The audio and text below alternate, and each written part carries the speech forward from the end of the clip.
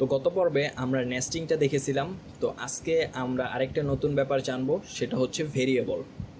তো ভেরিয়েবল কিভাবে ইউজ করতে পারি স্যাসে, চলুন দেখা যাক। তো তার আগে আমি একটু আউটপুটটা দেখাই যে আমরা গত পর্বে এতটুকু করেছিলাম নেস্টিং এর মাধ্যমে। তো এখন আমরা একটু স্যাসে চলে আসি। তো স্যাসে আপনারা একটু লক্ষ্য করুন যে এখানে আমি একটা কালার দিয়েছি, তারপরে এইখানে একটা কালার দিয়েছি, এইখানে একটা কালার দিয়েছি, এখানে একটা কালার দিয়েছি। তো এখানে দেখতে পাচ্ছেন যে একই কালার কিন্তু বেশ কয়েকটা জায়গায় ইউজ হচ্ছে, জাস্ট একটা সেকশনেই। বাট যখন আপনি একটা পুরো প্রজেক্ট করবেন তখন কিন্তু আপনার একই কালার অনেক জায়গায় ইউজ করা দরকার হবে। তো তখন আপনি যদি কালারগুলোকে ভেরিয়েবল করে নেন তাহলে কি হবে, পরবর্তীতে যখন আপনার ক্লায়েন্ট আপনাকে বলবে যে সেটার কালারটা চেঞ্জ করতে হবে, তাহলে কিন্তু আপনি জাস্ট একটা ক্লিকের মাধ্যমে করে ফেলতে পারবেন। তো চলুন আমরা দেখি যে কীভাবে আমরা স্যাসে ভেরিয়েবল নিতে পারি। তো স্যাসে ভেরিয়েবল নেওয়ার জন্য জাস্ট একটা ডলার সাইন দিয়ে আপনি ভেরিয়েবলে একটা নাম দেবেন। অবশ্যই ইউনিক একটা নাম দিতে হবে, যেই নামে আগে কোনো ভেরিয়েবল নাই এরকম একটা নাম দিতে হবে। তো আমি এখানে দিলাম যে বর্ডার কালার। তো বর্ডার কালারের জন্য নর্মালি এই যে কালারটা আছে এইটাই বেশি ব্যবহার করা হয়। তো এটা মূলত একটা ভেরিয়েবল ডিক্লেয়ার করা হয়ে গেল, এবং ভেরিয়েবলের কি ভ্যালু হবে সেটাও কিন্তু আমি এখানে বলে দিলাম। তারপরে এখন আমি এটাকে কপি করে নিয়ে এই যে যেখানে আমি হ্যাশট্যাগ ডিডি কালারটা দিয়েছিলাম সেখানে আমি জাস্ট এই বর্ডার কালারটা দিয়ে দিব। তারপরে এখন যদি আমি রিলোড করি তাহলে দেখুন কোনো চেঞ্জ নাই, সব কিছু কিন্তু পারফেক্টলি আছে। তো হঠাৎ করে আপনার ক্লায়েন্ট আপনাকে বললো যে এই কালারটা চেঞ্জ করা লাগবে। তো কালারটা চেঞ্জ করার জন্য আপনাকে এইভাবে প্রত্যেকটা এলিমেন্ট খুঁজে খুঁজে বের করে আর চেঞ্জ করার দরকার হবে না। আপনি জাস্ট এইখান থেকে এটার কালারটা ধরুন অন্য একটা কালার রেড করে দিলেন। তো যখনই রেড করে দিব, রিলোড করব, দেখুন এখানে কিন্তু এটা রেড হয়ে গিয়েছে। এরকম আপনার সাইটে যত জায়গায় যতগুলো সেকশনে একটা কালার ইউজ করা হয়েছে সবগুলো সেকশন আপনি কিন্তু এইভাবে করে ফেলতে পারবেন। এবং আরও একটা বড় সুবিধা হচ্ছে আপনারা স্যাসের মধ্যে চাইলে ভেরিয়েবলগুলোকে অন্য একটা ফাইলে নিয়ে নিতে পারেন। সিএসএসের ক্ষেত্রে আমরা কি করেছি, একদম উপরে সবার প্রথমে আমরা ভেরিয়েবলগুলো লিখে রাখতাম, তারপরে দেখা গেছে আমরা 5000-10,000 লাইন কোড করার পর সেখানে হঠাৎ করে একটা ভেরিয়েবলের নাম আমরা মনে নাই, তো সেটাকে আবার উপরে উঠতে হয়, নিচে নামতে হয়, অনেক ঝামেলা। তার থেকে আমরা কি করতে পারি যে ভেরিয়েবলগুলোকে আমরা অন্য একটা ফাইলে নিয়ে নিলাম। তো এই জন্য আমরা এখান থেকে একটা ফাইলের নাম দেই variable.sas।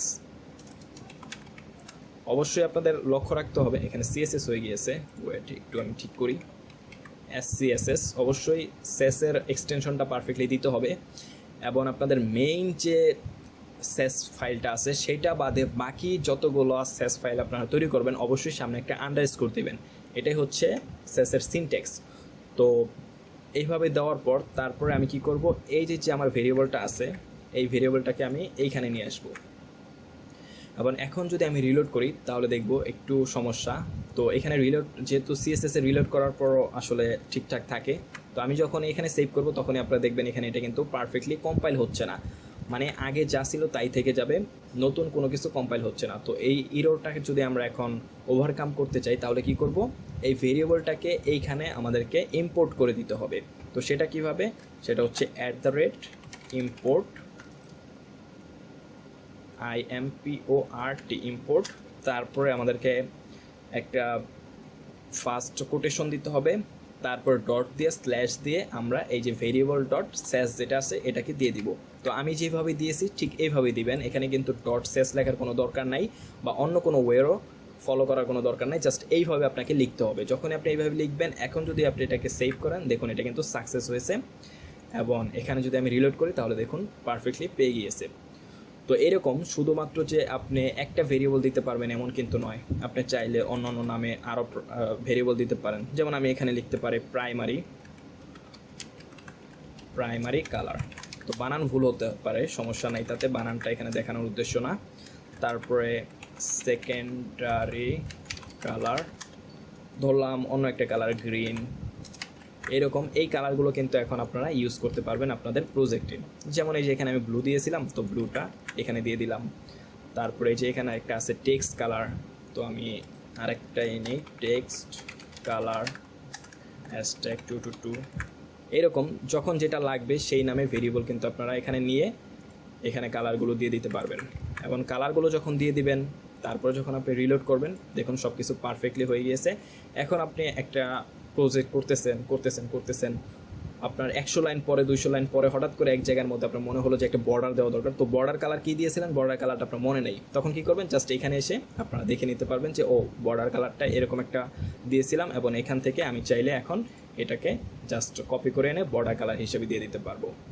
এরকম শুধু যে আপনারা এই কালারকেই ভেরিয়েবলের মধ্যে রাখতে পারবেন এমন কিন্তু নয়, আপনারা চাইলে ফন্ট সাইজ বা অন্যান্য যে কোনো প্রপার্টি রাখতে পারবেন। যেমন মনে করুন যে আপনি চাচ্ছেন পুরো সাইটের মধ্যে প্যারাগ্রাফের জন্য অনলি একটা ফন্ট সাইজ থাকবে, তো আপনি কী করবেন, প্যারা ফন্ট সাইজ দিয়ে 16 পিক্সেল করে দিলেন। তারপরে হেডিং 1-এর জন্য একটা সাইজ থাকবে, হেডিং 1 এটা হচ্ছে 30 পিক্সেল। এইরকম আপনি বিভিন্ন কাজ করতে পারেন। যখনই আপনি এটা করে প্যারাগ্রাফের মধ্যে, প্রত্যেকটা প্যারাগ্রাফের মধ্যে বা অ্যাঙ্কর ট্যাগের মধ্যে এটা দিয়ে দিবেন, যেমন এখানে ফন্ট সাইজ আছে আমি এটা দিয়ে দিলাম। তো এটা যখন দিয়ে দিলেন, হঠাৎ করে আপনার যদি কোনো কিছু চেঞ্জ করা দরকার হয় যে না আপনার প্রত্যেকটা প্যারাগ্রাফের সাইজ আপনি 16 থেকে 18 করে দিবেন, তো কী হবে, এখানে কিন্তু 18 করে দিতে পারতেছেন, এবং এটা কিন্তু রিলোড করার সাথে সাথে সব জায়গা থেকে এটা কিন্তু চেঞ্জ হয়ে যাচ্ছে। তো এটাই হচ্ছে মূলত আপনার ভেরিয়েবলের কাজ। এবং একই সাথে আমরা আরেকটা জিনিস শিখলাম, সেটা হচ্ছে যে কোনো একটা ফাইলকে কিভাবে আমরা ভাগ করে নিয়ে সেটাকে ইম্পোর্ট করতে পারি। তো আমরা চাইলে এখানে আরও অনেক ধরনের ফাইল তৈরি করতে পারি। ধরুন মনে করুন যে আমার নামে একটা ফাইল আমি তৈরি করতে, তো করলাম, করার পর তারপর এখান থেকে মনে করুন যে আমি কিছু একটা এখানে আমি আরেকটা কিছু নেই, যে বডি ব্যাকগ্রাউন্ড কালার দিলাম ব্লু না, আসলে গ্রিন দিই। গ্রিন না দিয়ে আমি এইভাবেও করতে পারি, এখান থেকে যে ভেরিয়েবলটা আছে ভেরিয়েবলটা নিয়ে আসতে পারি, যাতে পরবর্তীতে কালারের একটা লোকেশন থাকে। তারপরে এখন যখন আমি রিলোড করলাম, দেখুন এটা পুরোটা কিন্তু গ্রিন হয়ে গিয়েছে।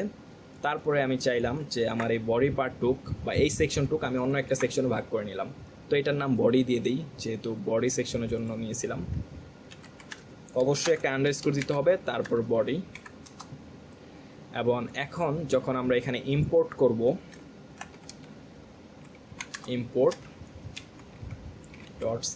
./body, তো দেখতে পাচ্ছেন যে এইভাবে যখন আমরা ইম্পোর্ট করব, তারপরে যখন রিলোড করব, দেখুন এটা কিন্তু পারফেক্টলি পেয়ে গিয়েছে। তো এখানে একটা ছোট্ট এরর আপনি পাবেন, এইখানে না, ঠিক আছে এইখানে।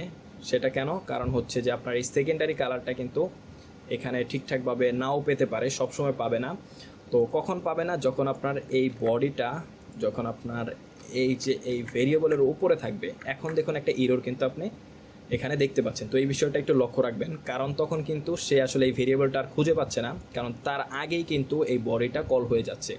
তো এই বিষয়টা একটু লক্ষ্য রাখবেন। তাই সবসময় ভেরিয়েবলটাকে সবার উপরে রাখার চেষ্টা করবেন, যাতে করে প্রত্যেকটা ফাইলে পারফেক্টলি ভেরিয়েবলগুলো পায়।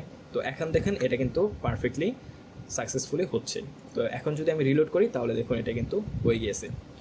তো এটাই মূলত স্যাসের ইম্পোর্ট ফাইলের কাজ এবং ভেরিয়েবল। তো আশা করি আপনারা বুঝতে পেরেছেন। যদি ভালো লাগে তাহলে অবশ্যই একটা লাইক করবেন এবং কমেন্ট করে জানাবেন কোনো প্রবলেম হলে। তো আজকে ভিডিওটা এই পর্যন্তই, ধন্যবাদ।